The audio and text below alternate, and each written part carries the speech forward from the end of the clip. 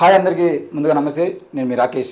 ఈరోజు మనతో పాటు ఒక పొలిటికల్ అనాలిసిస్ట్, నిజానికి తెలంగాణ ఆంధ్రప్రదేశ్ రాష్ట్రాలే కాకుండా భారతదేశ వ్యాప్తంగా ఈ మధ్య కాలంలో పొలిటికల్ అనాలిస్టులకి చాలా గిరాకీ ఉంది.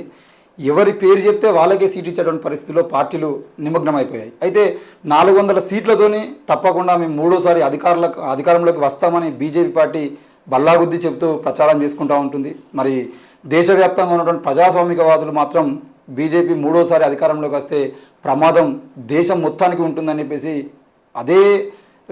అదే బీజేపీకి కౌంటర్ ఇస్తూ దేశవ్యాప్తంగా ప్రచారం చేస్తున్నారు. మరి ఈ సమయంలో ఎక్కడ ఎవరు మాట్లాడాలన్నా, ముఖ్యంగా మీడియా పరంగా చూసినట్లయితే ఎవరు మాట్లాడాలన్నా కూడా బీజేపీకి వ్యతిరేకంగా మాట్లాడే పరిస్థితులు కనబడతలేవు. కానీ ఈ దేశంలో జరుగుతున్న గత 10 సంవత్సరాలుగా జరిగిన మరియు మళ్ళీ మూడోసారి అధికారంలోకి వస్తే జరగబోయేటువంటి ప్రమాదం ఎలా ఉంటుందో ఈ దేశ ప్రజలకు కళ్ళగట్టినట్లు చెప్తున్నటువంటి పరకల ప్రభాకర్ గారు మనతో ఉన్నారు. నమస్కారం. బాగున్నారా సార్? బాగున్నాను. ఈ మధ్యకాలంలో మీరు చేస్తున్నటువంటి అనాలిసిస్ ఆధారంగానే బీజేపీ వాళ్ళు దాదాపుగా తెలుగు రాష్ట్రాల్లో వాళ్ళ ప్రచారాల్లో ఏం మాట్లాడాలో కూడా భయపడతా ఉన్నారు. మేము కూడా చూస్తున్నాం. ఎందుకంటే బీజేపీ 400 సీట్లు వస్తాయని చెప్పేసి మీరు మాట్లాడకముందు దాదాపుగా బల్లగుద్ది చెప్పారు. కానీ ఇప్పుడు మేము ఇది చేసాము అది చేసామని వాళ్ళు చేసిన అభివృద్ధి పనుల గురించి చెప్పుకునేటువంటి ప్రయత్నం చేస్తున్నారు. నిజంగా బీజేపీ మూడోసారి అధికారంలోకి వచ్చి 400 సీట్లు గెలుస్తారనే నమ్మకం ఉందా సార్? మరి ఇప్పుడు ఎన్నికల ముందు అంటే 3-4 నెలల ముందు అందరూ భారతీయులు, అలాగే బయట ఉన్నవాళ్ళు కూడా, ఇంటర్నేషనల్ మీడియా కూడా మోదీజీ అధికారంలోకి రావడం అనేది ఇక మనం దాని గురించి పెద్దగా చర్చించక్కర్లేదు, ఆయన అధికారంలోకి వచ్చి తీరేటువంటి పరిస్థితులు కనపడుతున్నాయి అంటూ వచ్చారు. భారతీయ జనతా పార్టీ కూడా ఏమన్నారంటే, మాకు ఈసారి 370 సీట్లు మా పార్టీకి ఇవ్వండి, మా కూటమికి నేషనల్ డెమోక్రటిక్ అలయన్స్ ఎన్డీఏకి 400 సీట్లు దాటి ఇవ్వండి, మేము చాలా ఎక్కువ పనులు చేయగలం అలా ఇస్తాను అనేటటువంటి నినాదాన్ని ఒకటి పెట్టారు. అంటే అబ్కి బార్ 370 और 400 ఎన్డీఏ కిలియే 400 పార్. ఎన్డీఏ కోసమేమో ఎన్డీఏకి 400 పైన, భాజపాకి 370 అనేటువంటి ఒక స్లోగన్ పెట్టారు. పెట్టిన తర్వాత మీడియాలో మీలాంటి వారు మిత్రులందరూ కూడా 370 బీజేపీకి రావడం కుదురుతుందా, 400 సీట్లు పైబడి ఎన్డీఏకి వస్తాయా లేదా అనేటువంటి చర్చలు పెట్టారు. నా ఉద్దేశంలో ఇది ఒక పెద్ద ట్రిక్. ఓకే, ఇప్పుడు భాజపా గనక 400 పార్ 370 370 400 పైన అనకపోతే మీలాంటి వాళ్ళంతా ఏం డిబేట్ చేసేవాళ్ళంటే, అసలు బీజేపీ ఈసారి నెగ్గుతుందా, అసలు అధికారంలోకి వచ్చే అవకాశం ఉందా అనేటువంటి చర్చ చేసేవాళ్ళు. అదే జరుగుతుంది. ఎప్పుడైతే మీరు ఈ మాట విన్నారో, 400 వస్తాయా, 370 వస్తాయా, 400 దాటుతాయా అనేటువంటి చర్చ. సో నేననేది ఏంటంటే, ఇలా అన్నందువల్ల చర్చ భారతీయ జనతా పార్టీ నెగ్గుతుందా లేదా అనే దాని నుంచి 400 దాటుతాయా 370 వస్తాయా అనేటువంటి చర్చలోకి వచ్చింది. మంచి ట్రిక్ ఇది. ఓకే, ఇది వాళ్ళు చాలా జాగ్రత్తగా ఆలోచించి చేశారు. ఇది స్ట్రాటజిక్గా, అంటే మొత్తం దేశంలో ఒక చర్చని మళ్లించడానికి, దారి మళ్లించడానికి చేసినటువంటి ఒక చిన్న ప్రయత్నం. బాగానే ఉంది. అంటే స్ట్రాటజీ దృష్ట్యా అది మంచిది. కానీ మీలాంటి వాళ్ళు కొంచెం దీన్ని కాస్త లోతుగా ఆలోచించేటువంటి వాళ్ళందరూ 370 సీట్లు బీజేపీకి రావాలంటే బీజేపీ ఎన్ని పోటీ చేయాలి, ఎన్ని పోటీ చేస్తే స్ట్రైక్ రేటు 70%, 80%, 90% ఉంటేనే కానీ వీళ్ళు 370 చేరుకునే అవకాశం లేదు. ఎన్ని పోటీ చేస్తారు? మహాపోటీ చేస్తే 420, 430, 440 చేస్తారు. అందుకని ఎక్కువ చేయలేదు. ఎందుకంటే పెద్ద కూటమి పెట్టుకున్నారు, ప్రతి వాళ్ళని తీసుకొచ్చి దగ్గర చేర్చుకున్నారు. అవును, ఓకే, ఇన్ని చేశారు కాబట్టి వాళ్ళు 370 రావాలంటే 420, 430, 440 పోటీ చేస్తే 370 రావడం ఎలా కుదురుతుంది? రాదు, కుదరదు కదా. 70-80 స్ట్రైక్ రేట్ ఉండదు కదా. కానీ అలా ఆలోచించకుండా ఒక నినాదం ఇచ్చారు కాబట్టి దాని మీద మొదలుపెట్టారు, ఒక చర్చ మొదలుపెట్టారు. అంటే నెగ్గుతారా లేదా, మళ్ళీ అధికారంలోకి వస్తారా లేదా, ఇవాళ ఏమిటి పరిస్థితి, వాళ్ళు చెప్పింది ఏంటి, చేసింది ఏంటి అనేది డిబేట్ చేయకుండా, అనేది చర్చలో పెట్టకుండా దీని మీద చర్చకి వెళ్ళిపోయింది. అంటే మీడియాను కూడా డైవర్ట్ చేయగలిగారు. మీడియాను కూడా డైవర్ట్ చేసి, ఎందుకంటే చాలామంది వాళ్ళ జేబుల్లో ఉన్నవాళ్ళు, వాళ్ళ చేతుల్లో ఉన్నవాళ్ళు, మీరు ఇవాళ రాత్రి 9 గంటలకి ఏం మాట్లాడాలి, ఇది మాట్లాడితే బాగుంటుంది, ఇది మాట్లాడితే బాగుంటుంది, దీని మీద చర్చ పెడితే బాగుంటుంది, దాని మీద చర్చ పెడితే బాగుంటుందని ఈ వాళ్ళ యాజమాన్యాలు లేకపోతే అక్కడ ఉన్నటువంటి వాళ్ళు వాళ్ళకి భాజపా నాయకత్వం వాళ్ళు చెప్తే చేస్తున్నారనేటువంటి మాట ఉంది. నిజమో కాదు, మీరు మీడియాలో ఉన్నవాళ్ళు మీరు చెప్పాలి. అయితే స్వతంత్రంగా ఉన్నటువంటి మీడియా సంస్థలు, ముఖ్యంగా ఇంటర్నెట్ బేస్డ్ మీడియా సంస్థలు, సోషల్ మీడియా బేస్డ్ మీడియా సంస్థలు ఈ ఉచ్చులోకి పడకుండా మాలాంటి వాళ్ళతో మాట్లాడి అసలు ఏమిటి సంగతి అడుగుతుంటే మేము చెప్పాం, మీరు భారతీయ జనతా పార్టీ 370 నెగ్గాలనంటే ఎన్ని పోటీ చేయాలి, కనీసం దానికన్నా ఒక 100-120 స్థానాలు ఎక్కువ పోటీ చేయాలి కదా, అప్పుడే కదా వచ్చేది. లేదంటే 90% స్ట్రైక్ రేటు, 80% స్ట్రైక్ రేటు ఎక్కడ కుదిరేది కాదు కదా. అంచేత అది జరిగే పని కాదు అని అనుకుంటే నెమ్మదిగా ఆలోచన ప్రారంభమయ్యి ఇదేదో చిన్న కిటుకులాగా ఉంది, ఇలా కాదు అనేటువంటి ఆ రకమైన అభిప్రాయం జనంలో కలగడం మొదలుపెట్టింది. అలా కలగడం మొదలుపెట్టిన తర్వాత ఇవాళ చూస్తే మళ్ళీ చర్చ దేని మీదకి వస్తుంది, టెలివిజన్లు, న్యూస్ పేపర్లు వదిలేయండి, వాళ్ళు ఎలా చేస్తున్నారు, వాళ్ళు ఇంతవరకు స్క్రిప్టే రాయాల్సి వస్తుంది. స్క్రిప్టే అసలు దేని గురించి మాట్లాడుతున్నారు, మనకది రిలవెంటా కాదా అనేటువంటిది ఇవాళ మా అందరికీ తెలుసు. అంచేది ఇవాళ చర్చ అవి ఆ 10-15 టీవీ ఛానళ్ళు వాళ్ళకే ఉన్నటువంటి పేపర్లు పక్కన పెడితే మామూలుగా ప్రజా సమాజంలో, పౌర సమాజంలో జరుగుతున్నటువంటి చర్చలో అసలు వీళ్ళు నెగ్గుతారా లేదా అనేటువంటి చర్చ మొదలైంది. ఆ చర్చ ఎందుకు మొదలైందనంటే వారు చెప్పింది ఏమిటి, వారు చేసింది ఏమిటి అనే దాని మీద ఒక చర్చ మొదలైంది. అంతేకాకుండా దీనికి భారతీయ జనతా పార్టీ చేస్తున్నటువంటి ప్రచారం కూడా, వారు చెప్తున్నటువంటి విషయాలు కూడా ఈ చర్చకి దోహదం చేస్తున్నాయి.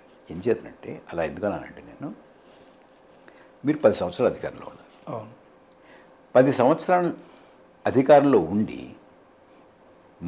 మరొక టర్మ్ మాకు ఇవ్వండి అని ప్రజల ముందుకు వచ్చి అడుగుతున్నప్పుడు మీరు ఏం చెప్పాలి? ఈ 10 సంవత్సరాల్లో మేము ఇన్ని ఉద్యోగాలు కల్పించాము, మేము ఇంతమందికి ఉపాధి ఇచ్చాము, ధరలు ఇలా తగ్గించాము, ఈ రకమైనటువంటి పరిశ్రమలు తీసుకొచ్చాము, ఇటువంటి పెట్టుబడులు పెట్టాము అనేటటువంటి మాట చెప్పాలి కదా.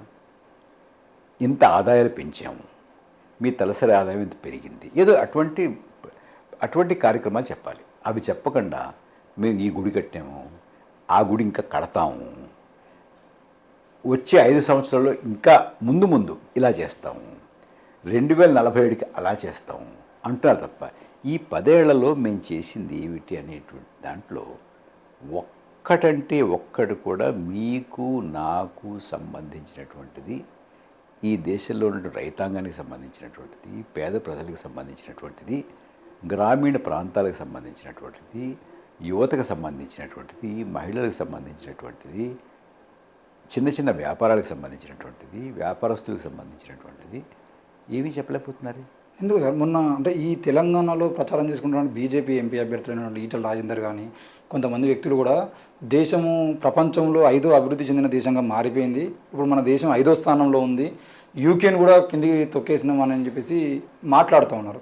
అభివృద్ధిలో జీడిపి పెరుగుతూ ఉంది, పేదరికం తగ్గుతూ ఉంది, ఈ దేశంలో పేదరికం చాలా వరకు తగ్గిపోయింది అని చెప్పేసి అంటే రిపోర్ట్స్ కూడా వస్తున్నాయి అని చెప్పేసి బహిరంగంగా మాట్లాడుతున్నారు సార్. అంటే ప్రచారంలో భాగంగా మాట్లాడుతున్నారు. నిజానికి ఇవన్నీ తప్పు అయితే కోర్టులో నిరూపించుకోవాల్సిన అవసరం వస్తుందని తెలిసినా కూడా వాళ్ళు బహిరంగంగా మేము అభివృద్ధి చేసినాం, 10 ఏళ్లలో మోడీ చేసిన అభివృద్ధిది ఇంకో అందరి జీవితాలు వెలిగిపోతున్నాయి, దేశం వెలిగిపోతుందని చెప్పేసి మాట్లాడుతున్నారు కదా. మరి దాన్ని ఎట్లా అర్థం చేసుకోవచ్చు? అంటే ఒకటండి, వారికి ఓట్లు కావాలి, వారికి ఓట్లు కావాలి కాబట్టి మేము చాలా గొప్పగా చేసామని చెప్పుకుంటారు, సహజం అది. కానీ మనలాంటి వాళ్ళు చేసింది ఏమిటి, వారు చెప్తుంది ఏమిటి అనేది మనం బేరీ చేసుకోవాలి. మనం 10 మందితోటి చర్చ చేయాలి.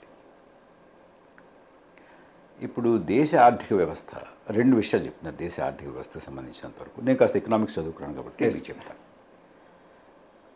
We are the 5th largest economy in the world. మనం ప్రపంచంలో 5వ పెద్ద ఆర్థిక వ్యవస్థగా అవతరించాము అని అంటున్నారు. రెండోది ఏం చెప్తున్నారు, బ్రిటన్ని, యునైటెడ్ కింగ్డమ్ని అధిగమించి మన 5వ స్థానాన్ని ఆక్రమించాము అని చెప్తున్నారు. ఎస్. రెండు. మూడోది, we are the fastest growing economy అని చెప్తున్నారు. అవును. మనం అన్నిటికన్నా కూడా చాలా వేగంగా అభివృద్ధి చెందుతున్నటువంటి ఆర్థిక వ్యవస్థ అని చెప్తున్నారు. మీకు టైం ఉంటే ఒక్కొక్క నిమిషం ఈ మూడింటి గురించి మాట్లాడుకుందాం. Okay sir. ఒకటి, భారతదేశం ప్రపంచంలో 5వ అతిపెద్ద ఆర్థిక వ్యవస్థగా అవతరించింది అని వరల్డ్ బ్యాంకు 2014 ఏప్రిల్లో చెప్పింది. 2014 ఏప్రిల్లో ఏం చెప్పింది, 2011 నాటికే భారతదేశం ప్రపంచంలో 5వ పెద్ద ఆర్థిక వ్యవస్థగా మారింది అని చెప్పింది. ఓకే. ఎన్నిసార్లు మారుతుందండి? ఒకేసారి మారుతుంది. అవును. అది పర్చేసింగ్ పవర్ ప్యారిటీ. అంటే ఇప్పుడు $1 ఆ దేశంలో ఎంత కొంటుంది, ఇక్కడ ₹1 ఎంత కొంటుంది. ఆ దేశంలో ఉన్నటువంటి డాలర్ ఇక్కడ ₹83, ₹84 కాదు. అలాగే పర్చేసింగ్ ప్యారిటీ కూడా ఒక సూచిక, ఎస్. ఒక కొలబద్ద. ఆ కొలబద్ద ప్రకారం చూసుకుంటే 2011-12లోనే భారతదేశం 5వ అతిపెద్ద ఆర్థిక వ్యవస్థగా అవతరించిందని వరల్డ్ బ్యాంక్ చెప్పింది. అది పేపర్లో కూడా వచ్చింది. ఈ ప్రభుత్వం రాకముందే ఎప్పటి నుంచో.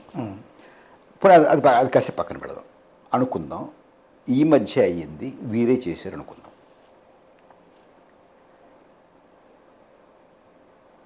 యూకేని, యునైటెడ్ కింగ్డమ్ని అధిగమించాము, వారిని దాటేసాము అన్నారు కదా. మీరు ఒకసారి ఆలోచించండి, యునైటెడ్ కింగ్డమ్ అభివృద్ధి చెందిన దేశమా కదా? ఎస్. అభివృద్ధి చెందిన దేశం కదా. అవును. యునైటెడ్ కింగ్డమ్ అభివృద్ధి చెందిన దేశం అయితే ఆ అభివృద్ధి చెందిన దేశాన్ని అధిగమించి దాటి మనం ఆ స్థానాన్ని ఆక్రమిస్తే మనం ఏమవ్వాలి? అభివృద్ధి చెందిన దేశం. మనం అభివృద్ధి చెందిన దేశం అవ్వాలి కదా. ఎస్. కానీ ప్రధానమంత్రి గారు ఏమంటున్నారు, మనల్ని 2047లో అభివృద్ధి చెందిన దేశంగా తీర్చిదిద్దుతాను అంటున్నాడు. అవును. అంటే ఇప్పుడు అభివృద్ధి చెందిన దేశం కాదు కదా. అవును. అభివృద్ధి చెందిన దేశం కాదు అని అంటే యునైటెడ్ కింగ్డమ్ను మనం ఎలా అధిగమించాం, ఏ రకంగా అధిగమించాం, ఎందులో అధిగమించాం? ఒకటి. రెండోది, ప్రపంచంలో అతిపెద్ద ఆర్థిక వ్యవస్థ, 5వ ఆర్థిక వ్యవస్థ అనడం ఒకటి. మనం తలసరి ఆదాయంలో మన స్థానం ఎక్కడ అని చూస్తే మొత్తం మీద తీసుకుంటే మనం 5వ పెద్ద ఆర్థిక వ్యవస్థ అయ్యేము అనుకుందాం కాసేపు. కానీ తలసరి ఆదాయంలో మనం 140వ స్థానంలో ఉన్నాం. ఓకే. 140.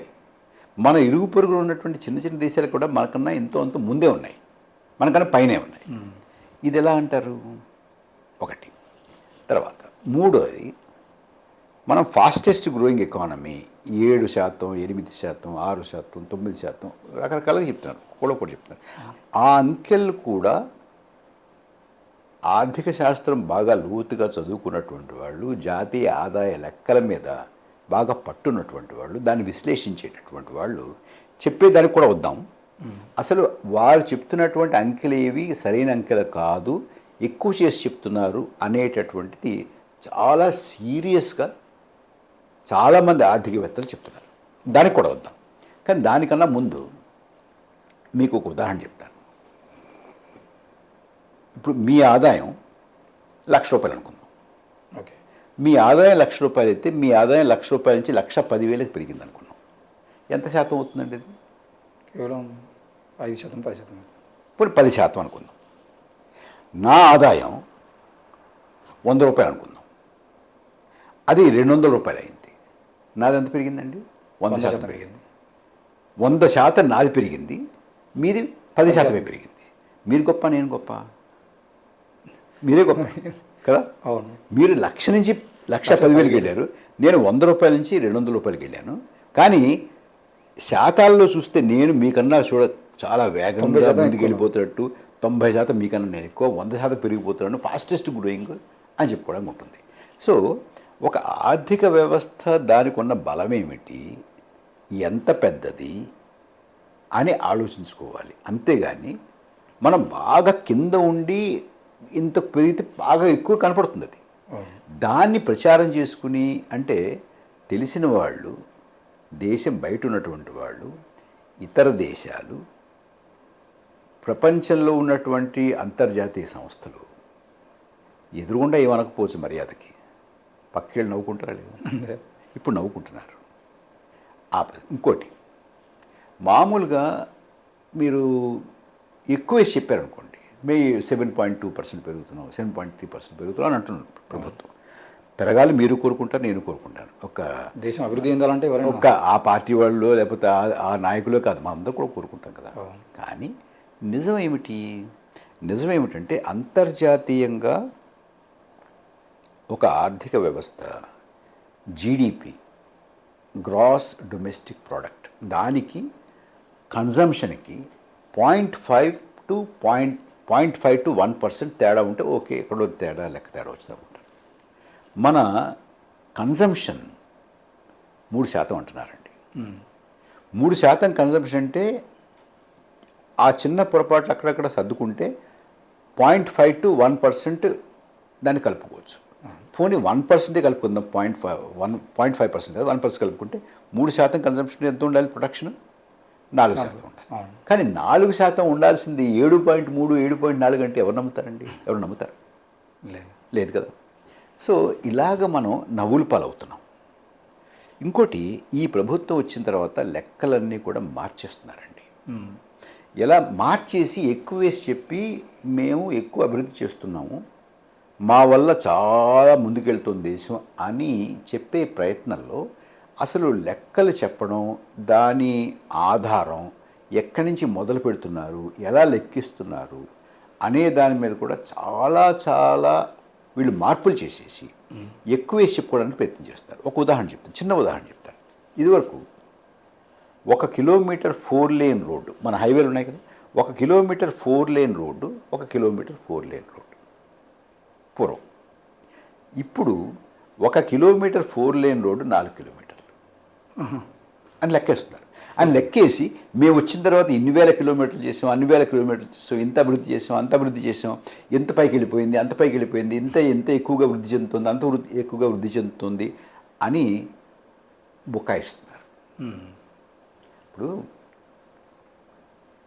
మీరు అంతర్జాతీయంగా ఒక పెద్ద సదస్సు G20 లాంటి సదస్సు పెట్టి అనేక దేశాల నుంచి ఆ దేశ అధినేతలు, ప్రతినిధులు చాలామంది ఇక్కడికి వచ్చారు.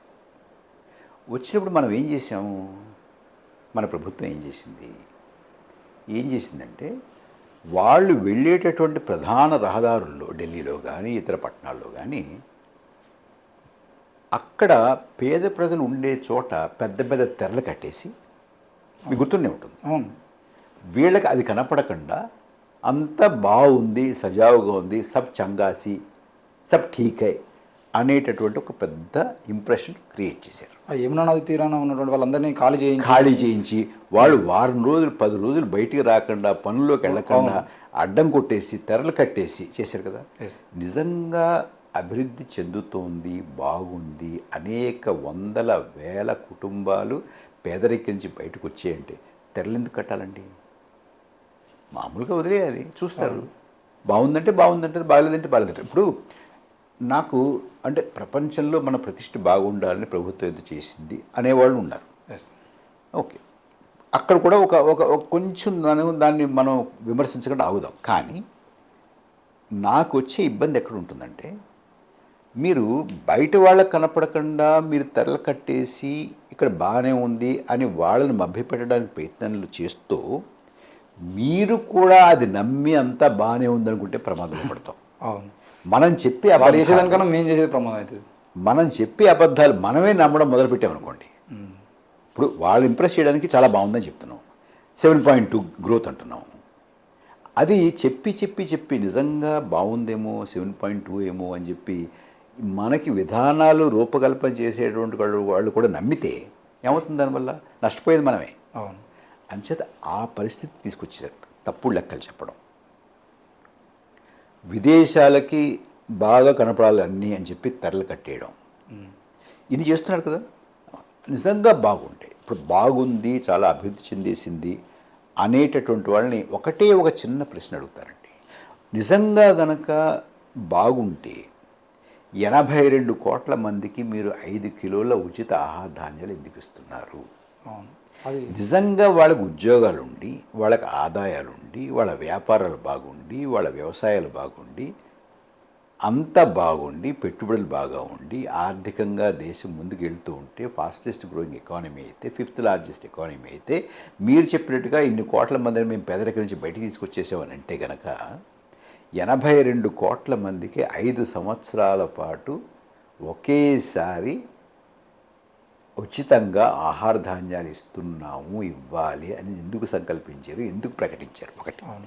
రెండవది, మీకు తెలుసు ప్రభుత్వాలు జనరల్గా ఏం చేస్తాయంటే ఒక ఒక స్కీమ్ని వారు ప్రకటించి ఇది ఎట్లా నడుస్తుందో ఓ సంవత్సరం చూసి అంతమందికి కావాలా, ఇంకా తక్కువ మందికి కావాలా, ఇంకా ఎక్కువ మందికి కావాలా, 5 కిలోలు కావాలా, ఇంకా ఎక్కువ కావాలా, తక్కువ కావాలా, ఒకసారి అంచనాలు వేసుకుని దాన్ని మారుస్తారు. కానీ ఈ ప్రభుత్వం 5 ఏళ్లకి ఒకేసారి ప్రకటించిందంటే ఇంకో 5 ఏళ్ల పాటు మీ గతి ఇంతే, మీకు ఆదాయాలు ఉండవు, మీకు ఉద్యోగాలు ఉండవు, మీకు వ్యవసాయాలు బాగుండవు, మీ చిన్న చిన్న వ్యాపారాలు పరిశ్రమలు బాగుండవు, మీరు ఇలాగే ఉంటారు కాబట్టి 5 ఏళ్ళు మీకు అవసరమే, మేము మళ్ళీ వచ్చినా కూడా మీ బతుకుల్లో ఏమీ మార్పు ఉండదు, మీ ఆర్థిక పరిస్థితుల్లో ఏమీ మార్పు ఉండదు అనే విషయం వారికి తెలుసు కాబట్టి 82 కోట్ల మందికి ఉచిత ఆహార ధాన్యాలు ఇచ్చారు తప్ప నిజంగా అభివృద్ధి చెంది ఈ దేశం ఆకలి సూచికలో ప్రపంచవ్యాప్తంగా అంత అడుగులు లేకపోతే ఇంతమందికి, ఇన్ని కోట్ల మందికి మీరు ఉచిత ఆహార ధాన్యం ఇచ్చేటువంటి అవసరమే ఉండకూడదు. సార్ ఇక్కడ ఇప్పుడు ఈ 82 కోట్ల మంది ఎవరైతే ఇంకా రేషన్ బియ్యం తీసుకునేటువంటి పరిస్థితిలో ఉన్నారో వీళ్ళే ఈరోజు బీజేపీ మూడోసారి అధికారంలోకి రావాలని కోరుకుంటుంది అని చెప్పేసి కూడా వినబడుతుంది. అయితే ఇంకో విషయం ఏంటి సార్ ఇక్కడ అంటే ఈ బీజేపీ అధికారంలోకి వచ్చేది ఉంటే హిందువుల జీవితాలు బాగుపడతాయి, కేవలం రిజర్వేషన్ ఇప్పుడు రిజర్వేషన్లు తీసేస్తామని చెప్పేసి అన్న మాటకి అమిత్ షా గారు రేవంత్ రెడ్డి గారి మీద ఫేక్ న్యూస్ అని కేసు పెట్టడం ఇవన్నీ జరుగుతూనే ఉన్నాయి. కానీ ఇక్కడ చాలామంది హిందువులు కానీ హిందూయేతరులు కానీ కొంతమంది కానీ వీళ్ళు నమ్ముతున్నది ఏంటి అని అంటే బీజేపీ మూడోసారి అధికారంలోకి వచ్చేదంటే ఈ ముస్లింలు, ఈ క్రిస్టియన్లు ఎవరైతే ఉన్నారో వీళ్ళ మీదనే ప్రభావం ఉంటుంది, హిందువులకు ఇలాంటి డోకా లేదు అనే దాన్ని వీళ్ళు నమ్ముతున్నారు. నిజంగా ఒకవేళ బీజేపీ రాజ్యాంగాన్ని తొలగించి మన ధర్మాన్ని కనుక మళ్ళీ తీసుకొచ్చి పెడితే కేవలం ముస్లింలకు, మైనార్టీలకు అంటే క్రిస్టియన్లకు మాత్రమే ప్రమాదమా, హిందువులకు ఇలాంటి ప్రమాదం ఉండదా? అంటే ఇప్పుడు వారు అలాగే చెప్తారండి, నేను వాళ్ళకి ఓట్లు కావాలి కాబట్టి అని చెప్తారు. కానీ ఇప్పుడు ఉద్యోగాలు లేవు ఇవాళ. మీకు తెలుసో తెలీదు, ప్రపంచంలో నిరుద్యోగ సమస్య, యువతలో నిరుద్యోగ సమస్య అత్యధికంగా ఉన్న దేశాల్లో మన దేశం ఒకటి.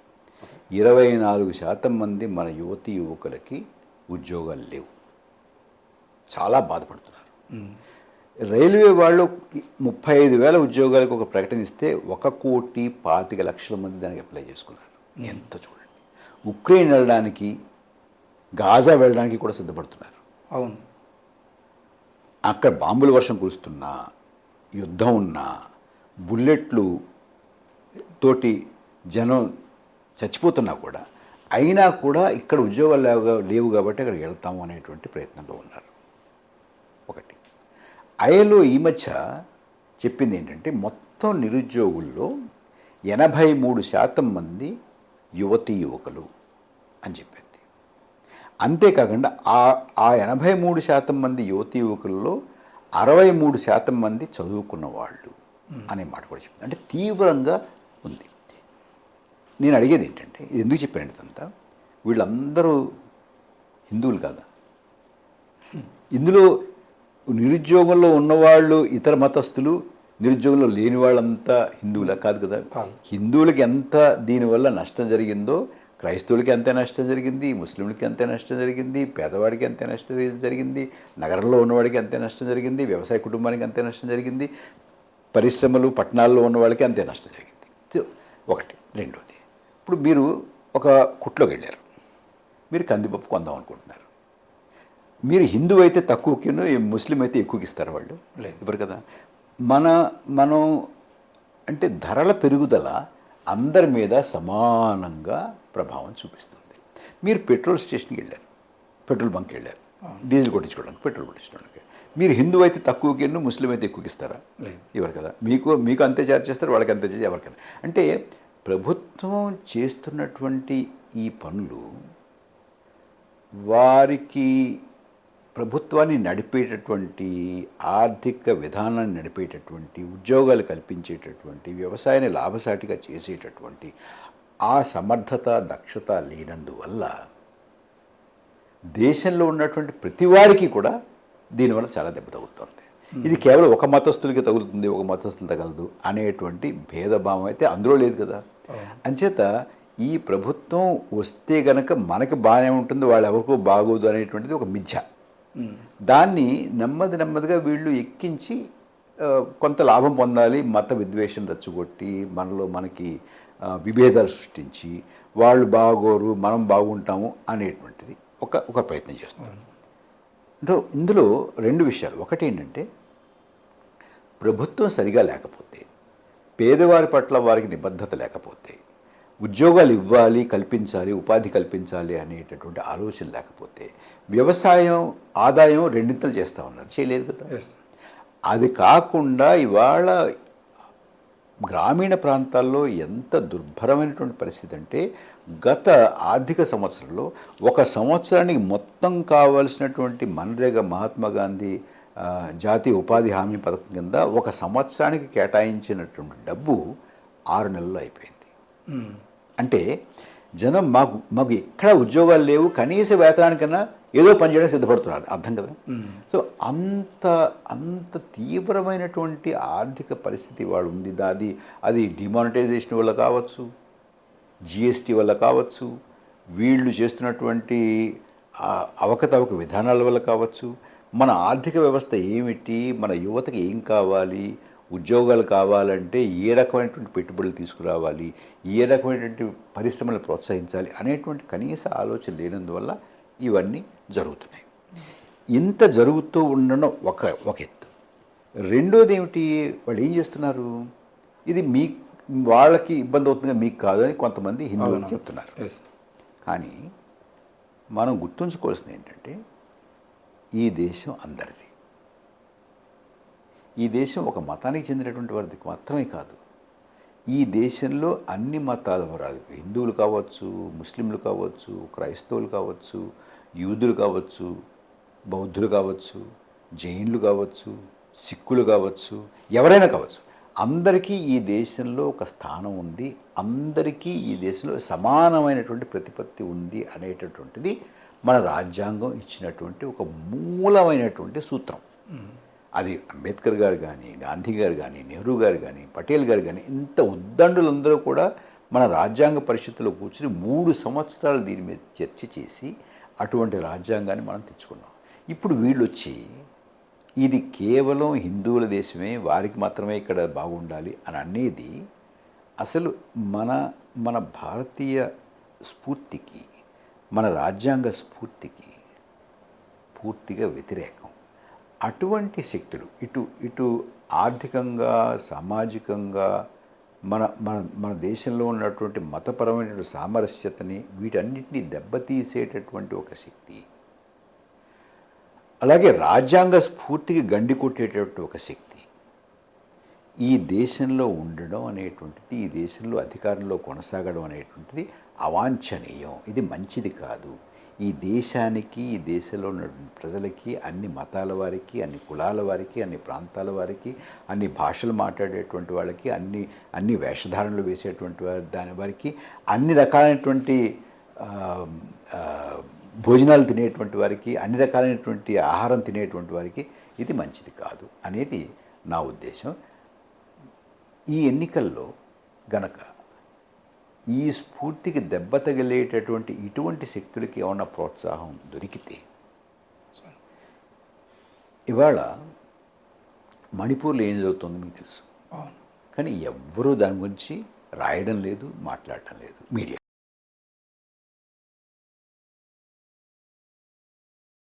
ముఖ్యమంత్రులకే దిక్కులేదు కదా ఇవాళ దేశంలో. మీరు ఏదన్నా వారికి నచ్చినటువంటిది, ప్రభుత్వానికి నచ్చినటువంటిది, భారతీయ జనతా పార్టీ ఆ నాయకత్వానికి నచ్చినటువంటిది మీరు రాసినా, చూపించినా, మిమ్మల్ని లోపలేసిస్తున్నా మనం ఆశ్చర్యపోవాలి. ఆ రకమైనటువంటి పరిస్థితులు ఇవాళ ఉన్నాయి. అంచేత నేనేం చెప్తానంటే, వీరు కనుక తిరిగి అధికారంలోకి వస్తే మన ఆర్థిక పరిస్థితులు మరింత దిగజారిపోతాయి, మన నిరుద్యోగం మరింత పెరిగిపోతుంది, ధరలు మరింత పెరిగిపోతాయి, అసలు ఎవ్వరికీ కూడా అందుబాటులో ఉండదు, పెట్టుబడులు లేవు.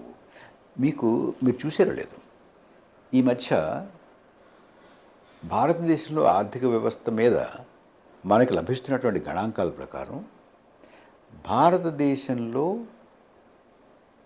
ఎప్పుడూ లేనంత డొమెస్టిక్ సేవింగ్స్, అంటే గృహాల్లో చేసేటటువంటి పొదుపు 5% పడిపోయింది. 5% డొమెస్టిక్ సేవింగ్స్. అలాగే చరిత్రలో ఎప్పుడూ లేనంతగా మన ఇళ్లల్లో మన కుటుంబాల యొక్క అప్పులు 40% పెరిగిపోయినాయి. డొమెస్టిక్ సేవింగ్స్ ఏమో ఒక పక్క 5% పడిపోయి, డొమెస్టిక్ డెట్, అప్పు, రుణం 40% పెరిగిపోయింది. ఇంతేకాకుండా భారతదేశంలో ఎప్పుడూ లేనంతటువంటి అసమానత ఇవాళ ఉంది అనేది అంతర్జాతీయ నివేదికలు చెప్తున్నాయి. దీన్ని అధ్యయనం చేసినటువంటి వాళ్ళు వారు చెప్పేది ఏంటంటే, దేశంలో ఉన్నటువంటి 1% ప్రజల దగ్గర 22% ఆదాయం, దేశంలో ఉన్నటువంటి 1% వారి దగ్గర దేశానికి సంబంధించినటువంటి 40% ఆస్తులు ఉన్నాయి. మిగతా వారందరి దగ్గర చాలా చాలా తక్కువ ఉన్నాయి. అందరూ కూడా పేదరికంలో మగ్గుతున్నారు. వారికి ఆదాయాలు లేవు, ఆస్తులు లేవు, వారి రుణభారం పెరుగుతోంది. వారు పొదుపు చేసుకునేటటువంటి పరిస్థితి కూడా. పొదుపు ఎలా చేసుకుంటారండి? ఆదాయం లేదు, ఆదాయాలు లేవు, వ్యవసాయాలు బాగలేదు, చిన్న వ్యాపారాలు బాగలేదు. ఎవరు పెరుగుతున్నారంటే కోటీశ్వర్లు, బిలియనీర్లు అంటారే, మిలియనీర్లు కాదు, బిలియనీర్లు. వాళ్ళ సంఖ్య పెరుగుతోంది. వాళ్ళ సంఖ్య ఎంతగా పెరుగుతోంది, వాళ్ళ సంపద ఎంతగా పెరుగుతోందంటే, ప్రీ వెడ్డింగ్, పెళ్ళికి ముందు చేసేదానికి 1000 కోట్లు ఖర్చు పెడుతున్నారు. అంత అసమానత మనకి. ఇవాళ చాలా మంది చిన్న చిన్న సంసారాల్లో ఏం జరుగుతుందంటే, మీలాంటి వారు ఎవరన్నా అతిథులుగా వస్తే కాఫీ ఇవ్వాలా వద్దా అని 2 సార్లు ఆలోచించుకునేటువంటి పరిస్థితి. పాలు పెరిగిపోయాయి, పంచదార పెరిగిపోయింది, కాఫీ పొడి పెరిగిపోయింది, టీ పొడి పెరిగిపోయింది. మీరు ఇదివరకు ఏమైనా ఎవరు కాఫీ తీసుకోండి అనేవారు, ఇప్పుడు కాఫీ కావాలా అని అడుగుతున్నారు. ఆ రకమైనటువంటి పరిస్థితిలో ఉన్నాం మనం. మీరు రాసినటువంటి ద క్రూకోడ్ టింబర్ పుస్తకం ఏదైతే ఉందో, అంటే నిజానికి ఎన్నికల వేళ దేశంలో ఎక్కడ చూసినా, ముఖ్యంగా లోక్సభ ఎన్నికలు వచ్చినాయంటే పార్టీల గురించి తప్ప మిగతా వాళ్ళ గురించి మాట్లాడుకునే టైము సాధారణ జనాలకు కూడా ఉండదు. కానీ ఈ మధ్యకాలంలో చెన్నైలో కానీ, బెంగళూరులో కానీ, ఇటు ఆంధ్రప్రదేశ్లో, ఇటు తెలంగాణలో, ఈ కర్ణాటక రాష్ట్రం, ఇటు మొత్తం ఏ రాష్ట్రంలో చూసుకున్నా కూడా మీ పుస్తకావిష్కరణలు విజయవాడలో జరిగిన తర్వాత కూడా మళ్ళీ గుంటూరులో అంటే కడపలో జరగడము, ఇక్కడ హైదరాబాద్లో జరిగినాక కూడా మళ్ళీ వరంగల్లో జరగడం అని. ఢిల్లీలో జరిగింది, బెంగళూరులో జరిగింది, చెన్నైలో జరిగింది, గోరఖ్పూర్లో జరిగింది, అహ్మదాబాద్లో జరిగింది, అంటే చండీగఢ్లో జరిగింది, ఎన్నికలకు ముందు కలకత్తాలో జరిగింది. సార్ ఎన్నికలకు ముందుకు ఒక పుస్తకానికి ఇంత ఆదరణ రావడం. ఇప్పుడు పుస్తకం అనుకుంటారు చాలామంది అనుకుంటారు, అంటే అమెజాన్లో అమ్ముడుపోయిందే బాగా అమ్ముడుపోయిన పుస్తకం అనుకుంటారు. కానీ మీ పుస్తకం గురించి రాసిన వ్యాసం కూడా ఈరోజు కొన్ని వేల మంది, లక్షల మంది షేర్ చేసేటువంటి పరిస్థితి ముఖ్యంగా మేము చూస్తున్నాం సోషల్ మీడియాలో. అయితే మేము కూడా పుస్తకం చదివినప్పుడు నాకే ఇంకా దాన్ని ఏమన్నా సరళంగా రాస్తే, సాధారణంగా గ్రామాల్లోకి పంపించినా కూడా చదువుకునే వాళ్ళకి, కొద్దిగా 10th క్లాస్ చదివిన వాళ్ళకి అర్థమయ్యే పరిస్థితిలో లేదేమో అని అనిపించింది ఒకటి. అయితే మీరు ఆ రాసిన పుస్తకాన్ని అంత, అంటే ఈ దేశ పరిస్థితులకు సంబంధించిన విషయంలో కానీ, లేదంటే మీరు రాస్తున్నప్పుడు కానీ ఇది ఇంతమందిని రీచ్ అవుతుంది అనుకున్నారా? అంటే రాకేష్ గారు, మనం అంటే అందరికీ అర్థమయ్యేలాగా రాయడం ఒక పద్ధతి. ఇప్పుడు మేము రాసేటువంటిది ఉంటుంది, అది మీరు అర్థం చేసుకుని మీరు చెప్తుంటారు. ఓకే, అది ఇప్పుడు వాల్మీకి రాసిన రామాయణం సామాన్యుడికి అర్థం కాకపోవచ్చు, కానీ అది చదువుకుని చాలామంది చెప్తుంటారు. అవును, కత్తిపద్మరావు గారు లాంటి వాళ్ళు చెప్తే దానివల్ల దానికి బాగా ప్రాచుర్యం లభిస్తుంది. ఇంకోటి ఏంటంటే, నేను రాసినటువంటి విషయాలు చదివిన తర్వాత, అవును కదా, ఇది మన ఊళ్ళో జరుగుతుంది, మన పిల్లల్లో ఇలాగే ఉంది, మన చదువులు ఇలాగే ఉన్నాయి, మన ఉద్యోగాల పరిస్థితి ఇలాగే ఉంది, మన ధరలు ఇలాగే ఉన్నాయి, మన పెట్రోల్ ఇలాగే ఉంది అనేది వెంటనే అర్థమవుతుంది. అందుచేత నా పుస్తకానికి ప్రాచుర్యం వచ్చింది, నేను చెప్పే మాటలకు ప్రాచుర్యం వచ్చింది. కానీ ఇదేదో తెలివిగా చెప్పాడని కాదు. అంటే వాళ్ళ నిత్య జీవితంలో వాళ్ళు అనుభవించేటటువంటి రోజువారీ వారి అనుభవంలో ఉన్నటువంటి విషయాలు నేను రాశాను కాబట్టి దానికి ఆదరణ లభించింది ఒకటి.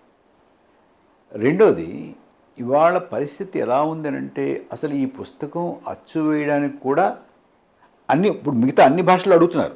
ముందు ఇంగ్లీష్లో నేను 2023లో రాసి 10 మందికి పంపించి ప్రచురించుదామని ఆ ప్రచురణ సంస్థలు పంపిస్తే ముందు సరే అన్న వాళ్ళు తర్వాత చదివిన తర్వాత భయపడ్డారు. ఇది వేస్తే మనకి ఏమవుతుంది, ప్రభుత్వం మనల్ని ఏం చేస్తుంది, మన మీద దాడి చేస్తారా, మనం లోపలేస్తారా, మన మీద ఈడీ వస్తుందా, మన మీద ఈడీ వస్తుందా, ఐటీ వస్తుందా, మరొకటి వస్తుందా చాలామంది సందేహించారు. ఒక ప్రచురణ సంస్థ ముందుకు వచ్చి ధైర్యం చేసి వేశారనుకోండి. ఇప్పుడు అన్ని భాషల్లోనూ వస్తాం, అందరూ కూడా రైట్స్ తీసుకున్నారు. తెలుగులో వచ్చింది, కన్నడలో వచ్చింది, తమిళంలో వచ్చింది, మలయాళంలో వచ్చింది, పంజాబీలో రైట్స్ తీసుకున్నారు, బెంగాలీలో తీసుకున్నారు, గుజరాతీలో తీసుకున్నారు, మరాఠీలో తీసుకున్నారు, హిందీలో తీసుకున్నారు. హిందీలో కూడా రేపు మాపో వస్తుందని అంటున్నారు. ఇంత ప్రాచుర్యం ఎందుకు వచ్చిందంటే నేను చెప్పినటువంటి విషయాలు జనం యొక్క వారి స్వానుభవానికి బాగా దగ్గరగా ఉన్నాయి. నేను రాసిన ఒక మాట చూసి నిజమే కదా, మనకి ఇలాగే జరుగుతుంది కదా అనేటువంటి వస్తుంది. కాబట్టి లేకపోతే ఆ కనెక్ట్ లేకపోతే దీన్ని ఎందుకు చదువుతారండి? అంటే ఇంకొకటి సార్, ఇప్పుడు మీ పుస్తకాంశంలో మీరు చెప్పినట్టుగానే ఇప్పుడు ఈ దేశంలో జరిగినటువంటి అవినీతి ఏదైతే ఉందో, మనం బీజేపీ అవినీతి చేసిందని కాకుండా కరోనా టైంలో చనిపోయిన వాటి గురించి కానీ, లేదు అని అంటే నోట్ల రద్దు సమయంలో కానీ, ఇప్పుడు రైతులు ఇంకా ధర్నాలు చేస్తున్న పరిస్థితిని కానీ, వీటన్నిటికి సంబంధించిన విషయంలో ఎందుకు నిజంగా బయట ఉన్నటువంటి ప్రజలు కూడా మాట్లాడలేనటువంటి పరిస్థితి వచ్చింది? ఇప్పుడు బీజేపీ చేసినటువంటి అభివృద్ధిని వాళ్ళు చెప్పుకున్నట్టుగా అసలు అభివృద్ధి కన్నా వాళ్ళు చేసినటువంటి అరాచకం అనేది మనం లెక్కలు రాస్తే రాయనంత పేజీలు ఉంది. అయినా కూడా ఎందుకు ఇప్పుడు కాంగ్రెస్ పార్టీ కూడా బీజేపీ తిడుతుంది తప్ప ఈ రాష్ట్రంలో మీరు ఇంత అవినీతి చేసిరు, రైతులకు సంబంధించిన విషయంలో మీరు ఇది చేసిరు, పేదరికంకు సంబంధించిన విషయంలో ఇది చేసిరు, కరోనా సమయంలో పీఎం కేర్స్కి సంబంధించిన విషయంలో ఆ ఫండ్ ఎన్ని కోట్లు వచ్చిందని ఆ రోజు నుండి మీలాంటి ప్రజాస్వామికవాదులు ఏదో ఒక మీటింగ్లో మాట్లాడితే ప్రశ్నించడం తప్ప ఇప్పటి వరకు దానికి సంబంధించిన విషయంలో సుప్రీంకోర్టు పోయి లేదంటే ఇంకా చట్టపరంగా చర్యలు తీసుకోవాలని కానీ ఫైట్లు కానీ ఇవన్నీ ఏం జరగట్లేదు. ఎందుకు ఈ 10 ఏళ్లలో నిజంగానే ప్రజాస్వామికవాదుల మీద కానీ ప్రశ్నించే గొంతుల మీద కానీ మీలాంటి వాళ్ళ మీద కానీ అంతటి ఫోర్స్ ఏమన్నా పెడుతున్నారా కనబడకుండా? అంటే మేము చూపించాలనుకున్నా కూడా మీరు బయటనే బాగా తిరుగుతుంటారు, మీటింగ్లో పోతున్నారు, వస్తున్నారు, అయినా కూడా మీరు ఈ విషయాన్ని ఎందుకు లేవనెత్తలేరు అనే డౌట్ మాకు వస్తూ ఉంటుంది. ఇప్పుడు చాలామంది మీలాగానే మాట్లాడే ప్రయత్నం చేస్తున్నారు కదా తెలుగులో కానీ ఇక్కడ. కానీ మెయిన్ పాయింట్స్ ఏవైతున్నాయి, బీజేపీ వద్దు, బీజేపీ వస్తే మన దేశం నాశనం అవుతుంది, బీజేపీ వస్తే ప్రజాస్వామ్యం దెబ్బతింటుంది, బీజేపీ వస్తే లౌకికవాదం పోతుంది, బీజేపీ వస్తే రాజ్యాంగం తీసేస్తుంది, రిజర్వేషన్ పోతుంది, ఇక్కడ వరకే స్టాప్ అవుతుంది. ఇక్కడ కూడా కరోనా సమయంలో ఎన్ని కోట్లు వచ్చినాయి, మరి చలో ఫైట్ ఇద్దాము. నా పుస్తకాలు అన్నీ ఉన్నాయి, ఉన్నాయి. అంటే ఇప్పుడు మేము ఫర్ ఎగ్జాంపుల్ మీ పుస్తకం చదివి దాని మీద అనాలిసిస్ పెట్టాలన్నా కూడా ఒక్కొక్కసారి అరే ఈ అనాలిసిస్ పెట్టేదంటే బీజేపీలో వచ్చి ఎక్కడ కొడతారో అనే భయానికి రావాల్సిన పరిస్థితులు ఉన్నాయి. ఎందుకు ఈ చర్చ అనేది పెద్ద ఎత్తున జరగట్లేదు అనేది నా డౌట్. అంటే చర్చ జరిగితే ప్రభుత్వానికి అధికార పక్షానికి వ్యతిరేకంగా వెళ్తుంది. వ్యతిరేకంగా వెళ్తే దానివల్ల ప్రభుత్వ పక్షము అధికార పక్షము చాలా నష్టపోతాయి. కాబట్టి చర్చ జరగకూడదు. చర్చ జరగకూడదనంటే చర్చ చేసేటువంటి వాళ్ళని భయపెట్టాలి, చర్చ చేసేటువంటి వేదికలను మూసేయాలి. మీకు ఛానళ్ళు మూసేస్తున్నారు, వాళ్ళకి నోటీసులు ఇస్తున్నారు, వాళ్ళ మీద రైడ్ చేస్తున్నారు, వాళ్ళకి ఉన్నటువంటి హక్కుల్ని హరిస్తున్నారు. ఒక్క మాట మాట్లాడితే లోపలేసేస్తున్నారు. లోపలేసిన తర్వాత 6 నెలలు, 8 నెలలు, 10 నెలలు, సంవత్సరం అయినా కూడా వాళ్ళకి బెయిల్ కూడా రానటువంటి పరిస్థితి ఇంత చూస్తున్నాం. ఇప్పుడు మీరు ఎలక్ట్రల్ బాండ్స్ తీసుకుందామండి. ఎలక్ట్రల్ బాండ్స్ ఇది సరైనటువంటిది కాదు, దీంట్లో పారదర్శకత లేదు, ఇందులో చాలా అవినీతికి అవకాశం ఉంది అని డే 1 నుంచి 2017లో చట్టం అయిందంటే 2018 నుంచి అది అమల్లోకి వచ్చింది. 2018 నుంచి కూడా అనేక మంది కోర్టులో కేసులు వేశారు దీని మీద. అయితే కోర్టుల మీద కూడా ప్రభావం చూపించి ఒత్తిడి చేసి కొంతమంది మీద, మనం ఎక్కువగా కోర్టుల గురించి మాట్లాడకూడదు, మీరు ఇబ్బంది పడతారు, నేను ఇంతతో ఆపుదాం దాన్ని. అంటే కోర్టులు కూడా దీన్ని అసలు ఈ కేసు వాళ్ళ వాదన ఏంటో వినడానికి కూడా ముందుకు రానటువంటి తయారుగా లేనటువంటి పరిస్థితి. ఈ మధ్య సుప్రీంకోర్టు దాన్ని వినడం మొదలుపెట్టిన తర్వాత మొట్టమొదట వాదన ప్రభుత్వం పెట్టింది ఏమిటంటే, రాజకీయ పార్టీలకి డబ్బు ఎలా వస్తోంది, ఎవరిస్తున్నారు, ఎందుకు ఇస్తున్నారు అనేటువంటి విషయం తెలుసుకునేటువంటి ప్రాథమికమైన హక్కు కూడా ప్రజలకు లేదు అనేటువంటి మాట చెప్పింది. గుర్తుందా మీకు? అవును. కాదు, ఏమైనా సరే వింటాము, మీరు చెప్పి తీరాలి అని సుప్రీంకోర్టు 1-2 సార్లు చెప్తే అప్పుడు మాకు టైం కావాలి. ఎప్పటి వరకు కావాలి టైం? జూన్ వరకు కావాలి. జూన్ 30 వరకు కావాలి. అంటే ఎలక్షన్ అన్నీ అయిపోయిన తర్వాత ఇదేదో అంటే ఆ ఎన్నికల ముందు ఈ విషయాలు బయటకు రాకూడదు అనేటువంటి ఒక పట్టుదలతోటి ప్రభుత్వం ఉంది. ఎందుకంటే ఇది గనక బయటకు వస్తే వాళ్ళ బండారం బయటపడుతుంది, వాళ్ళు ఎంత అవినీతి చేశారో బయటపడుతుందని. ఎందుకంటే అన్ని పార్టీలు వేరు, మేము వేరు, మేము నా ఖావుంగా నా ఖానే దొంగ, మేము తినను, మేము ఎవరిని తిననివ్వము, మిగతా వాళ్ళందరికన్నా మేము భిన్నంగా ఉంటాం, మేము అవినీతి రహితమైనటువంటి పార్టీ, అవినీతి రహితమైనటువంటి నాయకత్వం మాది అని చెప్పుకుంటూ వచ్చారు కదండి. అది రాకేష్ గారు అది కొన్నాళ్ళు పనిచేసింది. మీరు ఇందాక అన్నారే కరోనా విషయం కానీ, ధరలు పెరగడం విషయం కానీ, 2 ఎన్నికల్లో జనం అనుకున్నారంటే పోయి మంచి వాళ్ళేనేమో ప్రయత్నం చేస్తున్నారేమో, కుదరలేదేమో, చేస్తారేమో, అవినీతి అయితే లేదు కదా అని క్షమించడం మొదలుపెట్టారు.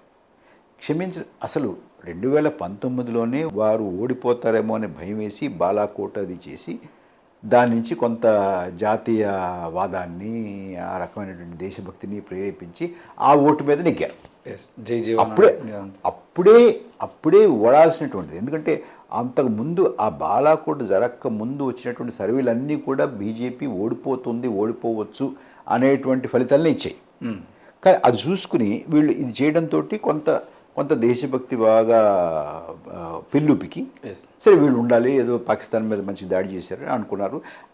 ఏది ఏమైనా అవినీతి పరులు కాదులే అనుకున్నారు. కానీ ఇవాళ వీళ్ళు ఎంత అవినీతి పరులు, ఎన్ని వేల కోట్లు నొక్కేశారు. ఒక్కొక్కటి ఇప్పుడు అది ఒక్కసారి బయటకు వచ్చిన తర్వాత మీలాంటి వాళ్ళు ఏం చేశారు, ఇగో ఇంత ఎలక్ట్రల్ బాండ్ ఇచ్చారు. ఎప్పుడు ఇచ్చారు? దాడులు జరుగుతుంటే ఇచ్చారు, ఐటీ దాడులు జరుగుతుంటే ఇచ్చారు, ఈడీ దాడులు జరుగుతుంటే ఇచ్చారు. వీళ్ళు ఇచ్చిన వెంటనే మరుసటి రోజే దాడులు ఆగిపోవడం లేదు. ఇచ్చిన తర్వాత 2 రోజులకు 3 రోజులకు వాళ్ళకు 14,000 కోట్లు 15,000 కోట్లు కాంట్రాక్ట్ రావడం లేదు. వీళ్ళు చేసేటువంటి వ్యాక్సిన్లు కొనడం, వీళ్ళకి ఆ ఇన్సెంటివ్ ఈ ఇన్సెంటివ్ రావడం, అంటే వీళ్ళ నల్లధనం మనీ లాండరింగ్ కేసులో ఉన్నవాళ్ళు బయటకు రావడం. అట్లాగే ఈడీ కేసులో ఉన్నవాళ్ళు ఢిల్లీ లిక్కర్ స్కామే చూడండి. ఈ శరత్ చంద్రారెడ్డి అనేటువంటి ఆయన అరబిందో ఫార్మాకి సంబంధించినటువంటి ఆయన అప్రూవర్గా మారే వాళ్ళకి బెయిల్ వచ్చే ముందు ఒకసారి ఎలక్ట్రల్ బాండ్ ఇవ్వడం, 5 కోట్లు, మళ్ళీ 50 కోట్లు ఎంతో మళ్ళీ ఇవ్వడం, వాళ్ళేమో అప్రూవ్డ్గా మారడం. ఈ రకమైనటువంటి 1 ఇది ఈ తారీఖు ఇది మీలాంటి వాళ్ళు లెక్కలు తీసేటప్పటికీ వీళ్ళ అవినీతి బండారం ఏదో బయటపడింది. అంటే ఇది భారతదేశంలోనే కాదు ప్రపంచంలోని అతిపెద్ద అవినీతి స్కామ్ కింద ఇవాళ మన ముందుంది. దీన్ని నేనే రచించాను, నేనే పెట్టాను అని ప్రధానమంత్రి చెప్పారంటే ఇది వారికి సంబంధించినటువంటి అవినీతి ప్రాజెక్ట్. ఇది అంటే ఇది మోడీ గేట్. ఒకటి మోడీ గేట్, రెండోది అతిపెద్ద ప్రపంచంలో అతిపెద్ద స్కామ్. ప్రపంచంలో అతిపెద్ద ఇప్పుడు 10,000 కోట్ల రూపాయల వరకే వాళ్ళు ఎలక్ట్రల్ బాండ్స్ తీసుకున్నాము. మేము ఒక్కరమే కాదు, ఇంకా చాలా పార్టీలు కూడా తీసుకున్నాయి. కాంగ్రెస్ కూడా తీసుకున్నది, బీజేపీ, బీఆర్ఎస్, చాలా పార్టీ, టీడీపీ కూడా తీసుకున్నది అని చెప్పేసి వాళ్ళు చెప్తా ఉన్నారు. లక్షల కోట్ల అవినీతి జరిగినటువంటి స్కాములు కూడా మనం చూసాం. ప్రపంచంలో ఎన్నో స్కాములు జరుగుతూ ఉన్నాయి. మన్మోహన్ సింగ్ అప్పటి కానీ ఇంకా చాలా చూసాం. దీన్ని ఎందుకు ప్రపంచంలో అతిపెద్ద స్కామ్ అనాల్సినటువంటి పదం ఉపయోగిస్తున్నారు మీరు? ఇప్పుడు ముందు రెండో ప్రశ్న ముందు సమాధానం చెప్తాను. ఓకే. మిగతా వాళ్ళు కూడా తీసుకున్నారు అన్నాను. ఒకటేంటంటే భారతీయ జనతా పార్టీ నాయకత్వం, ముఖ్యంగా నరేంద్ర మోడీ గారు ఏం చెప్తూ వచ్చారంటే, మేము మిగతా వాళ్ళ కాదు, మేము స్వచ్ఛంగా ఉంటాం, నా ఖావుంగా నా ఖానే దొంగ. ఇవాళ ఏమంటున్నారు, వాళ్ళు తిన్నారు మేము తిన్నారు. అవునా? సో పడిపోయింది. తినము తిననీయం అన్న దగ్గర నుండి తింటాము, వాళ్ళు కూడా తింటున్నారు. వాళ్ళకి మాకు పెద్ద తేడా ఏదని చెప్తున్నారు. మొదట ఒక తేడా ఉందని చెప్పేవారు. ఇది ఒకటి. రెండోది, ఇప్పుడు ఇతర పార్టీలు కూడా తీసుకున్నాయి అని అంటే, ఇతర పార్టీలు తీసుకుని వాళ్ళ చేతిలో ఈడీ ఉందా, ఐటీ ఉందా, లేదు, సిబిఐ ఉందా, జిఎస్టీ ఉందా, లేదు కదా. వాళ్ళు దాడి చేసి డబ్బులు తీసుకునే అవకాశం వాళ్ళకి లేదుగా. వాళ్ళకి ఎవరిని ఇచ్చి ఉంటే మామూలుగా ఎప్పటి నుంచో రాజకీయ పార్టీలు కోసం పనిచేస్తున్న భారతీయ జనతా పార్టీ కూడా నుస్లీ వాడియా గారు ఇచ్చారట, ఎవరు జిన్నా గారు మనవడు కూడా ఇచ్చారని చెప్తున్నారు ఎప్పటి నుంచో. మరి అప్పుడు వాడు అధికారంలో లేనప్పుడు కూడా ఇచ్చారు కదా. ఇన్నాళ్ళు అధికారంలో లేకపోయినా భారతీయ జనతా పార్టీకి ఇచ్చేవాళ్ళు ఉంటారు, అలాగే కాంగ్రెస్కి ఇచ్చేవాళ్ళు ఉంటారు, టీఆర్ఎస్కి ఇచ్చేవాళ్ళు ఉంటారు, వైఎస్ఆర్సీపీకి ఇచ్చేవాళ్ళు ఉంటారు, టీడీపీకి ఇచ్చేవాళ్ళు ఉంటారు, తృణమూల కాంగ్రెస్కి ఇచ్చేవాళ్ళు ఉంటారు, డిఎంకేకి ఇచ్చేవాళ్ళు ఉంటారు, ఐడిఎంకి. ఇది కాకుండా ఈడీని, ఐటీని, సిబిఐని, జిఎస్టీని వాడి డబ్బులు తీసుకోవడం, కాంట్రాక్ట్ ఇచ్చేటటువంటి అధికారం వాళ్ళు ఎవరికి ఉంది? బీజేపీకి ఉంది. బీజేపీకి ఉన్నప్పుడు వాళ్ళు వస్తున్నటువంటి వార్తలు ఏమిటి? మీరు పలానా తారీఖున ఎలక్ట్రల్ బాండ్ తీసుకున్నారు, ఈ తారీఖుకి 2 రోజుల తర్వాత కాంట్రాక్ట్ ఇచ్చారు, లేదు ఇది తీసుకున్న తర్వాత 1 రోజు తర్వాత మీ మీద దాడులు ఆగిపోయాయి. ఇది ఎవరు చేయగలరు? అధికారంలో ఉన్నవాళ్ళు చేయగలరు. అధికారంలో ఉన్నవాళ్ళు ఎవరు? వీళ్ళు. అంచేత వీళ్ళు చేసినటువంటి, వీళ్ళకు వచ్చినటువంటి బాండ్లకి మిగతా వాళ్ళకి వచ్చినటువంటి బాండ్లకి సరిసమానమైనటువంటి హోదా, ప్రతిపత్తి ఇవ్వలేం మనం. వాళ్ళకి ఈడీ లేకుండా వచ్చాయి, వీళ్ళకి ఈడీ ఉన్నందు వల్ల వచ్చాయి. వాళ్ళకి సిబిఐ లేకుండా వచ్చాయి, వీళ్ళకి సిబిఐ వల్ల వచ్చాయి.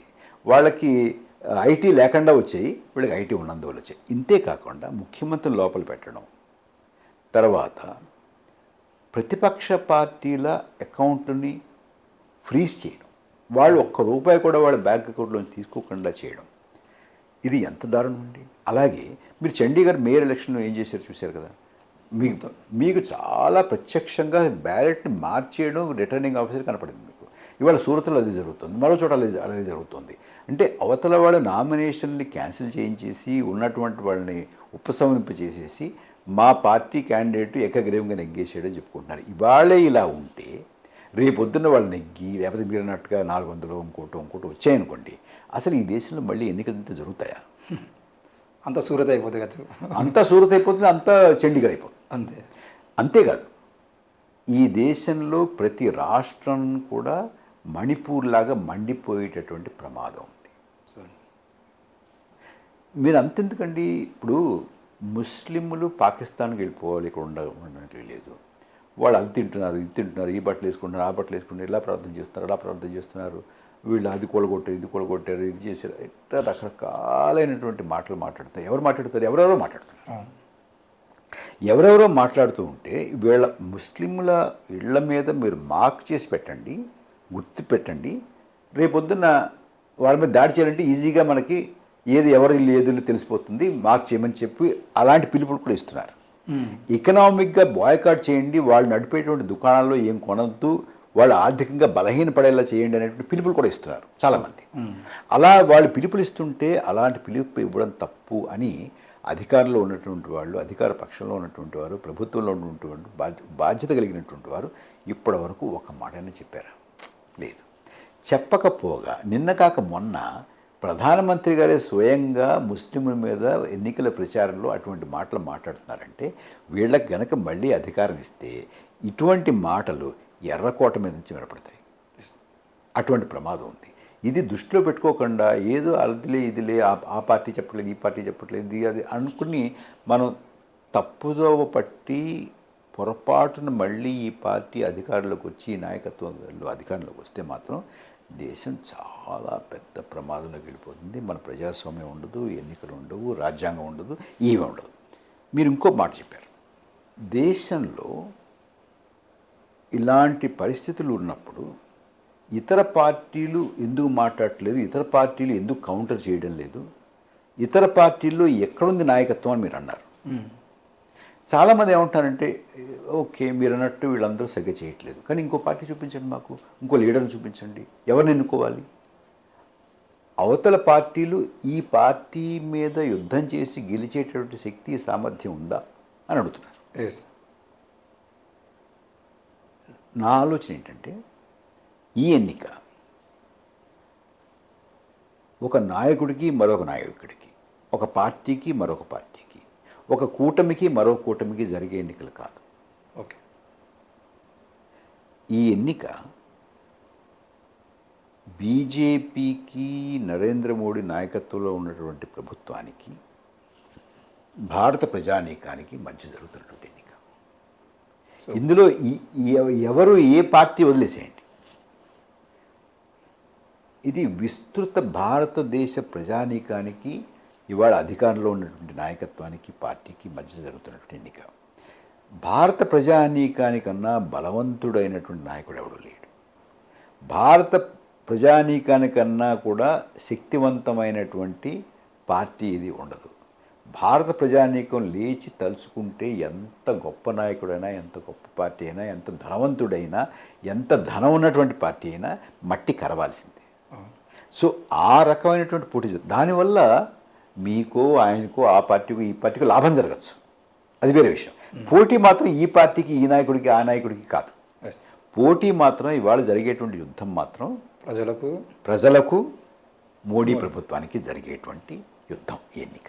సార్ ఇప్పుడు ఆల్రెడీ 2 విడతల ఎలక్షన్స్ అయిపోయినాయి. మొదటి విడతలో 102, తర్వాత 80 పైగా సీట్లలో అయిపోయినాయి. ఆ 200 సీట్లో జరిగినటువంటి ఎన్నికలకు సంబంధించిన విషయంలో మీకున్న రిపోర్టు ప్రకారంగా బీజేపీ గ్రాఫ్ ఇలా ఉంది, అలాగే వాటి ప్రభావం పక్క 3వ విడత 4వ విడతలో పడతాయి కాబట్టి వాటి ప్రభావం ఇలా ఉంది. ముఖ్యంగా ఆ 180-200 సీట్ల మధ్యలో బీజేపీ దాదాపు ఎన్ని గెలిచే అవకాశాలు ఉన్నాయి. ఒకవైపు ఏమో మీలాంటి వాళ్ళేమో బీజేపీ భయపడ్డది, అందుకే ఇప్పుడు అంటే ఏదో ఒక ప్రయత్నం చేస్తుందని చెప్పేసి అంటున్నారు. వాళ్ళేమో ఆల్రెడీ 2 విడతలు అయిపోయినాయి, మేము గెలిచినట్టే అని చెప్పేసి బీజేపీ వాళ్ళు చెప్పుకుంటున్నారు. 2 విడతల్లో జరిగినటువంటి రిపోర్ట్స్ ఇలా ఉన్నాయి.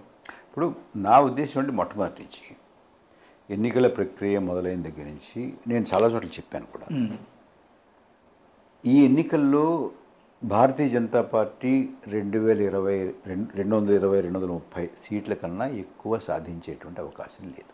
ఓకే. భారతీయ జనతా పార్టీ ప్రభుత్వాన్ని ఏర్పాటు చేసేటువంటి అవకాశం చాలా చాలా తక్కువ, జరిగేటటువంటి పరిస్థితి లేదు అనేది మొట్టమొదటి నాకున్నటువంటి అంచనా. దానికి నాకొక ప్రాతిపదిక ఉంది. రెండోది ఏంటంటే, ఈ మొదటి 2 విడతల్లోనూ కూడా దానికి సంబంధించినట్టుగానే భారతీయ జనతా పార్టీకి పెద్దగా ఉత్సాహం వచ్చేటటువంటి పరిస్థితి నాకు కనపడలేదు ఎక్కడా కూడా. నేను అక్కడక్కడ నుంచి నేను తిరుగుతున్నాను, అనేక మందిని కలుస్తున్నాను, మాట్లాడుతున్నాను. ఇక్కడ కూర్చున్నా కూడా నాకు తెలిసినటువంటి వాటితో మాట్లాడి ఎలా జరిగింది, మీ ఊళ్ళో ఎన్నికైంది కదా, మీ రాష్ట్రంలో ఎన్నికైంది కదా, ఏం జరిగింది అని మాట్లాడుతుంటే నాకు వచ్చేటువంటి రిపోర్ట్స్ నాకు వస్తున్నాయి. దాని ప్రకారం చూసినా కూడా భారతీయ జనతా పార్టీకి అంత ఆశాజనకంగా లేదు. కానీ మీరన్నట్టు భారతీయ జనతా పార్టీ మాకు చాలా బాగుంది అని అనుకుంటే, ఒక రకంగా వాళ్ళు అలా అనుకుంటేనే మంచిది. అలా అనుకుని చాలా బాగుంది అనుకుంటే రేపు పొద్దున్న తెలుస్తుంది. అలా కాకుండా బాగలేదు అనుకుంటే రకరకాలైనటువంటి ప్రయత్నాలు కూడా జరిగే అవకాశం. అంచేత అంత ప్రయత్నాలు చేయకుండా ఉండాలంటే బాగుందని అనుకోవడమే మంచిది. అది పక్కన పెడదాం. రెండోది, నేను భారతీయ జనతా పార్టీకి 220-230 దాటవు అని ఎందుకు అంటున్నానంటే, దానికి నా లెక్క ఏంటంటే, మీకు 2014కి ముందు బీజేపీకి 20-21% వచ్చేవండి మామూలుగా ఎన్నికల్లో. అది వాజ్పేయి గారు కావచ్చు, అద్వానీ గారు కావచ్చు, మరొకటి కావచ్చు, ఒకసారి 14% వస్తుంది, 18 వస్తుంది, 20 వస్తుంది, 21 వస్తుంది. దాన్ని బాగా ప్రచారంతో గుజరాత్లో మేము అలా అభివృద్ధి చేసాం, ఇలా అభివృద్ధి చేసాం, సోషల్ మీడియాలో విరివిగా ప్రచారం చేయడం, అది నిజంగా జరిగిందో లేదో తెలుసుకోకుండా నిజంగా జరిగిందేమో అని అనుకోవడం, అది గ్రాఫిక్స్ ఎక్కడెక్కడి నుంచో తీసుకొచ్చి పెట్టేయడం, ఇంత బాగా ప్రచారం చేసినందువల్ల ఆయన బాగా వక్తృత్వంతో బాగా మాట్లాడి అలాగే ఇలాగ అనడం వల్ల రకరకాలైనటువంటి, అంటే ఇమ్మీడియట్గా అప్పుడు జరిగినటువంటి ప్రభుత్వం, ఆ ప్రభుత్వంలో చాలా అవినీతి జరిగింది అనేటువంటి పెద్ద ప్రచారం రావడం, ఇండియా అగేన్స్ట్ కరప్షన్ లాంటి పెద్ద మూవ్మెంట్ రావడం, అవినీతికి వ్యతిరేకంగా ఇంత జరుగుతున్నటువంటి సమయంలో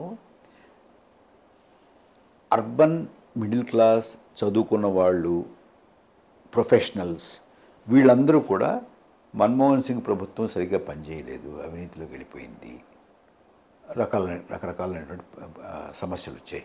ఏదో బాగా చెప్తున్నాడు ఈయన. గుజరాత్లో కూడా బాగా చేశాడట, గుజరాత్ మోడల్ అట అన్నీ అనుకుంటూ వాళ్ళకు ఉన్నటువంటి 20-21% ఇంకో 5-6% వీళ్ళు జోడించి 27-28% వచ్చి వాళ్ళు అధికారంలోకి వచ్చారు. 2019లో అలా కొనసాగుతూ చాలా కార్యక్రమాలు, make in India, stand up India, skill India, అవి ఏం చేయలేదు దాని సార్. అది తర్వాత బేటీ బచావ్, కానీ బేటీ బచావ్, బేటీ పఢావో అన్నారు. ఇవాళ ఆడపిల్లలు మీకు కర్ణాటకలో జరిగినటువంటి రేవಣ್ణ, అక్కడ మణిపూర్లో జరిగినటువంటివి, తర్వాత మన క్రీడాకారులు, ఇవన్నీ చూస్తే ఈ బేటీ పఢావో బేటీ బచావో లాగే మేక్ ఇన్ ఇండియా కానీ, లేకపోతే స్కిల్ ఇండియా కానీ, స్టాండప్ ఇండియా కానీ, ఇంకోటి కానీ అవన్నీ కేవలం నినాదాలే. దాని వెనకాల ఏమీ లేదు, దాని వెనకాల కృషి లేదు, దాన్ని ఫాలోఅప్ చేసేది లేదు, దాన్ని పథకం రచన లేదు, పథకం అమలు లేదు అనేటు ఇప్పుడు అర్థమవుతుంది మనకి.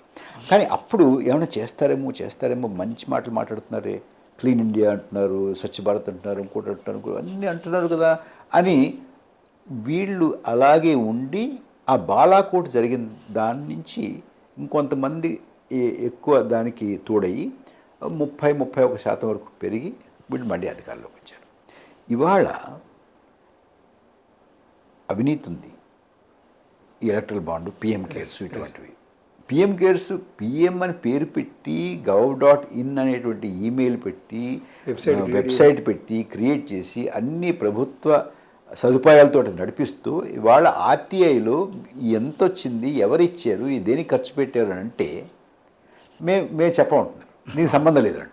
అలాగా దాస్తున్నారు వీళ్ళు అనేటువంటి ఒక మాట వచ్చి ఈ రెండు ఎన్నికల్లోనూ వాళ్ళకి కలిసినటువంటి ఈ మిడిల్ క్లాసు అవినీతిని అసహించుకునేటువంటి వాళ్ళు, చదువుకున్న వాళ్ళు, ప్రొఫెషనల్స్, వీళ్ళంతా కూడా వీళ్ళ పట్ల అసంతృప్తితోటి అసహనంతో వెనక్కి వెళ్ళిపోతే మళ్ళీ వీళ్ళు 20-21% వెళ్ళిపోతే ఈ ఎన్నికల్లో భారతీయ జనతా పార్టీకి 220-230 దాటుదనేటువంటిది నా అంచనా.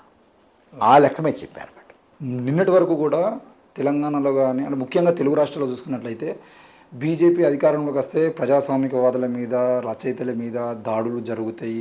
ఆల్రెడీ వరవరరావు సార్ లాంటి వాళ్ళని కానీ, సాయిబాబా గారు లాంటి వాళ్ళని కానీ ఎన్నో ఇండ్లుగా జైల్లో పెడుతున్నారు. విద్యార్థి నాయకుల మీద ఊపా కేసులు పెడుతున్నారు. ప్రశ్నించే గొంతులు, గట్టిగా నిలబడే గొంతులు ఏవైతే వాళ్ళందరినీ ఊపా కేసులు ఇరికిస్తున్నారని వరకే చూసాం. చాలామంది మాట్లాడుతూ మళ్ళీ బీజేపీ అధికారంలోకి వస్తే ఈ దేశంలో ప్రజాస్వామికవాదులు అందరి మీద దాడులు జరుగుతాయి, అందరినీ గౌరీ లంకేష్ లాగానో కల్బుర్గి లాగానో చంపేసేయడం ప్రమాదం కూడా ఉంటుంది అని చెప్పేసి మాట్లాడే వరకే చూసాం. కానీ నిన్న కాకతీయ యూనివర్సిటీలో సమూహ సెక్యులర్ రైటర్స్ ఫోరం వాళ్ళు ఒక మీటింగ్ ఏర్పాటు చేసి రాజకీయంలోకి మతం ఎంటర్ అవ్వడం అనేది ఈ దేశానికి మంచిదా ప్రమాదమా అనే అంశం మీద డిబేట్ జరుగుతున్న క్రమంలో వాళ్ళు కొంతమంది లోపలికి వచ్చేసి బ్యానర్లు చింపడము, కుర్చీలు లేపి కుట్టడము, అక్కడ కాత్యాయని మేడం కానీ, మెర్సీ లాంటి కేంద్ర సాహిత్య అవార్డు విన్నర్ వాళ్ళు, పసునూరు రవీందర్ కేంద్ర సాహిత్య అవార్డు, మెర్సీ మార్గరెట్ కేంద్ర సాహిత్య అవార్డు, అలాగే కాత్యాయని విద్మహే గారికి అయితే కేంద్రం ఎన్ని అవార్డులు ఇచ్చిందో కూడా మనకు తెలియదు. అంత మేధావుల మీద ఆ 3-4 యువకులు వచ్చి దాడికి దిగేటువంటి పరిస్థితి వచ్చింది. అంటే ఇది ఏ విధంగా అర్థం చేసుకోవాలి అంటే ఈ ప్రజాస్వామ్యం గురించి, లౌకికవాదం వాళ్ళ గురించి మాట్లాడే వాళ్ళ మీద బహిరంగంగా దాడులు జరుగుతాయి. ఆనాడు బైర్ నరేష్ మీద దాడి జరిగినప్పుడేమో బైర్ నరేష్ అయ్యప్పను విమర్శించిండు కాబట్టి అది నచ్చలేదని చెప్పేసి దాడి చేసినామని చెప్పారు. కానీ ఈరోజు అసలు లౌకికవాదం గురించి మాట్లాడితేనే దాడి చేసే పరిస్థితి వచ్చింది. ఇది ఏ రకంగా మనం అర్థం చేసుకోవచ్చు? మీరు ఇచ్చే మెసేజ్ ఏంటి? రాకేష్ గారు, ఇవాళ అధికారంలో ఉన్నటువంటి పార్టీ నాయకత్వం, మోడీ గారి ఆధ్వర్యంలో నడుస్తున్నటువంటి ప్రభుత్వం, వీళ్ళ ప్రాజెక్ట్ ఏమిటి? వీళ్ళ ప్రాజెక్ట్ ఏంటంటే భారతదేశాన్ని హిందూ దేశంగా మార్చాలి. భారతదేశంలో హిందువులు తప్ప స్థానం ఉండకూడదు. వాళ్ళు ఎన్ఆర్సీ పట్టుకొచ్చినా, సిఏఏ పట్టుకొచ్చినా, మరొకటి పట్టుకొచ్చినా ఆ దిశగానే వెళుతున్నారు. ఆర్టికల్ 370 ఇవన్నీ కూడా ఆ దిశగా వెళుతున్నారు.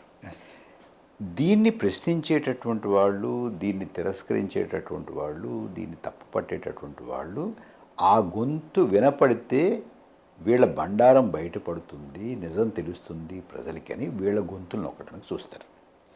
ఈ ప్రభుత్వానికి, ఇటువంటి ప్రాజెక్టుతో వెళ్ళేటువంటి ప్రభుత్వానికి బాగా భయం ఎవరి వల్ల వేస్తుందనంటే విశ్వవిద్యాలయాల వల్ల, ఆలోచనా పరుల వల్ల, రాసేవారి వల్ల, మాట్లాడేవారి వల్ల, పాడేవారి వల్ల, నాటకాలు వేసేటువంటి వారి వల్ల, అభినయం చేసేటువంటి వారి వల్ల, వీళ్ళ వల్ల బాగా ఎక్కువ భయపడతారు వీళ్ళు. ఎందుకంటే వీళ్ళు ప్రజల్ని బాగా చైతన్యం చేయగలిగి వారిని ప్రభావితం చేయగలిగేటువంటి శక్తి ఉన్నటువంటి వాళ్ళు. మీరు ఇవాళ జరిగింది, నిన్న జరిగింది మనం అనుకుంటున్నాం. ఇది ఎప్పటి జరుగుతుందంటే జవహర్లాల్ నెహ్రూ విశ్వవిద్యాలయం మీద దాడి గుర్తుంది. హాస్టల్లోకి చొరబడి ముసుగుడేసుకుని వాళ్ళు పోలీసులో తెలియదు, రౌడీలో తెలియదు, వీళ్ళ కార్యకర్తలో తెలియదు, బజరంగ దళ్ వాళ్ళు తెలియదు, ఇంకోళ్ళు తెలియదు, ఎవరో తెలియదు, లాఠీలు పెద్ద పెద్ద లాఠీలు తీసుకుని చితక బాధారు. అవును, అమ్మాయి తల పగలడం, పగల అమ్మాయిల హాస్టల్లోకి పోయి అమ్మాయిల తల పగలడం, గేట్లు వేసేసి మీడియాను రానివ్వకుండా చేసేసి, ఇదొకటి. జామియా మిలియాలో కూడా అలాగే చేశారు, మిగతా కొన్ని విశ్వవిద్యాలయాల్లో కూడా అలాగే చేశారు. అట్లాగే సాయిబాబా లాంటి వారు రాసేటటువంటి వాళ్ళు, వరవర్రావు గారు లాంటి వాళ్ళు, వీళ్ళందరినీ లోపలేసారు. స్టాన్ స్వామిని లోపలేసేసారు. అంటే వారు అక్కడ ఉన్నట్టు ఆదివాసీలకి అండగా నిలబడి వారి హక్కుల గురించి పోరాడుతున్నారని వాళ్ళని నోరు మోయించేశారు. కప్పన్ సిద్దికి లాంటి వాళ్ళని ఇబ్బంది పెట్టారు. ఇంకా ఉమర్ ఖాలిద్ వాళ్ళు లాంటి వాళ్ళు ఇంకా జైలులో మగ్గుతున్నారు. అనేక మందిని లోపలేసేస్తారు. మిమ్మల్ని ఎప్పుడు వేస్తారో తెలియదు, నన్ను ఎప్పుడు వేస్తారో తెలియదు.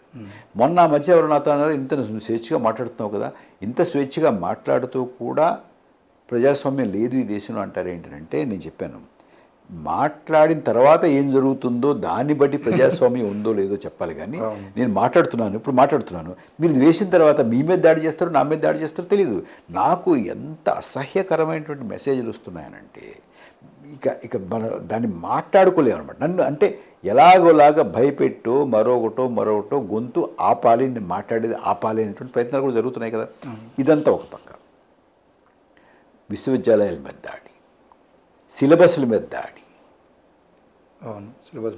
సిలబస్లు మార్చడం, మాట్లాడే వాళ్ళ మీద దాడి, ముఖ్యమంత్రుల మీద దాడి, వాళ్ళని లోపలేయడం, ఇంత జరుగుతుంది. రైతులు చూడండి, ఇప్పుడు మీరు ఒక చట్టం తీసుకొచ్చారండి.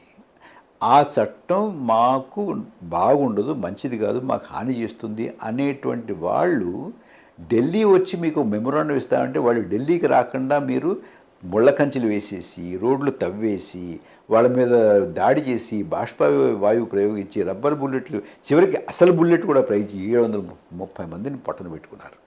మీకు చైనా వాళ్ళు 4000 చదరపు కిలోమీటర్లు ఆక్రమించి కూర్చుంటే వాళ్ళ మీద ఒక్క బుల్లెట్ కూడా నువ్వు పేల్చలేదు కదా. ఇప్పటికీ లడాఖ్లో ధర్నా జరుగుతున్నా పట్టించుకోలేదు, మణిపూర్లో ఏం జరుగుతుందో పట్టించుకోలేదు. కానీ రైతులు మాత్రం ఢిల్లీకి వచ్చి నీకు మెమొరాండం ఇవ్వకూడదు, నీకు ఒక వినతిపత్రం ఇవ్వకూడదా?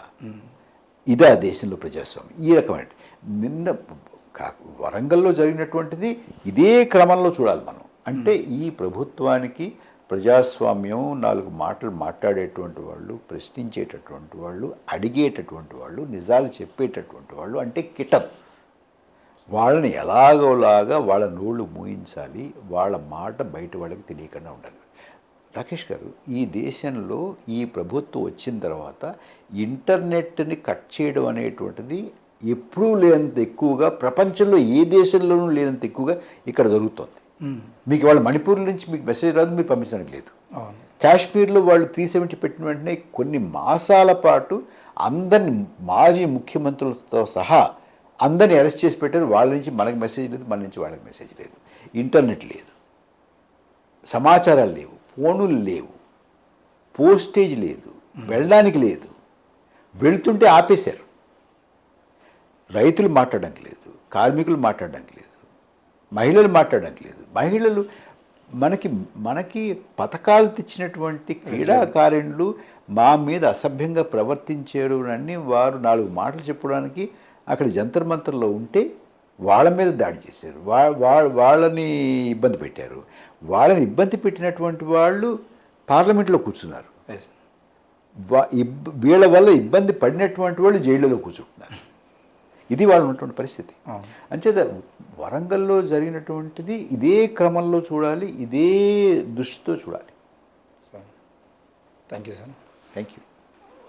మొత్తానికైతే ఈరోజు దేశవ్యాప్తంగా జరుగుతున్నటువంటి దాడులకు సంబంధించిన విషయంలో కానీ, బీజేపీ మళ్ళీ అధికారంలోకి వస్తే కేవలం హిందువులకు మాత్రమే లాభం, ముస్లింలకు, మైనార్టీలకు మాత్రమే నష్టం జరుగుతుంది అనే వాదన ఏదైతే ఉందో, చాలామంది నమ్ముతున్నటువంటి అంశం ఏదైతే ఉందో అది కాదు. ఈ దేశంలో బీజేపీ అధికారంలోకి వచ్చిన ఈ 10 ఏళ్ల కాలంలో, వచ్చే 5 ఏళ్ల కాలంలో ఒకవేళ అధికారంలోకి వస్తే కనుక జరిగేటువంటి ప్రమాదం హిందువులకే జరుగుతుంది. నిరుద్యోగమైన, ఉద్యోగాలైనా ఏది చూసుకున్నా అత్యంత అన్యాయం జరుగుతున్నది హిందువులకి అనే విషయాన్ని హిందువులు గ్రహించలేకపోతున్నారనే విషయం చెప్పడం జరిగింది. దాంతోపాటు బీజేపీ పోటీ చేస్తున్నదే 400 స్థానాల్లో అయినప్పుడు 400 స్థానాలను ఎట్లా గెలుచుకునే అవకాశం ఉంటుంది, 100కి 100% సీట్లు వాళ్ళకి గెలుచుకునేటువంటి అవకాశం లేదు అని చెప్పేసి కూడా బల్లాగుద్దినట్లు చెప్పినటువంటి అనాలిసిస్ మనం చూసినాం. నిజానికి లండన్ స్కూల్ ఆఫ్ ఎకనామిక్స్లో కూడా తను ఎకనామిక్స్ చదివి ఈరోజు ఈ దేశంలో జరుగుతున్నటువంటి ఎన్నో అన్యాయాల మీద ప్రశ్నిస్తూ ప్రజలకు అర్థమయ్యే రీతిలో ప్రతి అంశాన్ని తీసుకొని, అది నోట్ల రద్దు దగ్గర మొదలుకుంటే ఇప్పటి వరకు జరిగినటువంటి ప్రతి అంశాన్ని ప్రజలకు అర్థమయ్యే రీతిలో చెబుతూనే ఉన్నారు, చూస్తూనే ఉండండి. Thank you.